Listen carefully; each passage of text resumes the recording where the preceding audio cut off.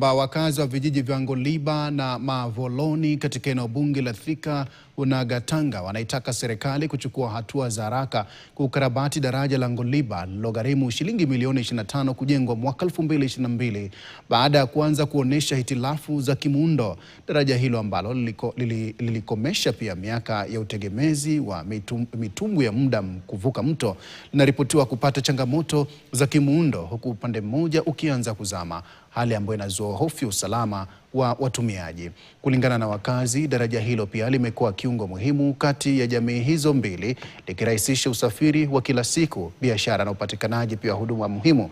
Wameeleza wasiwasi kuwa wafanyabiashara kutoka pande zote mbili hutegemea daraja hilo kufanya shughuli zao za kibiashara, huku wanafunzi wakilitumia kwenda na kurejea kutoka shuleni kwa usalama. Aidha, wanasema kwamba daraja hilo limechangia pakubwa kuboresha maisha ya wakazi kwa kurahisisha usafirishaji wa watu na bidhaa.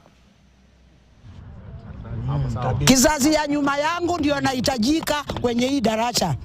Mimi umri yangu hata imeisha duniani, lakini kuko na wajukuu na wengine wadogo wanahitaji kutumia hii daraja.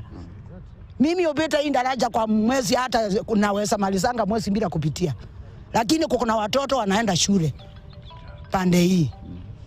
Kwa hivyo mtusaidie hii daraja iwe ya kuokoa binadamu na maisha ya binadamu. Juzi kumekufa watu wawili wameanguka na baisikeli hapo, sababu ina lels na pia hiyo chuma ya juu ilitolewa. Sasa kuna hasara kubwa sana tunaweza ona through that. Kwa hivyo tungeomba sana watu weke hizo vizuizi. Wakati wa 2018-2019 hapa pamepelekwa watoto 6 na mtoto mmoja tu ndiye alinusurika.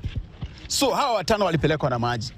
Na hayo isitoshe, hapa kuna mama mjamzito alizalia kwa boat hapa juu. Mashirika ya kiraia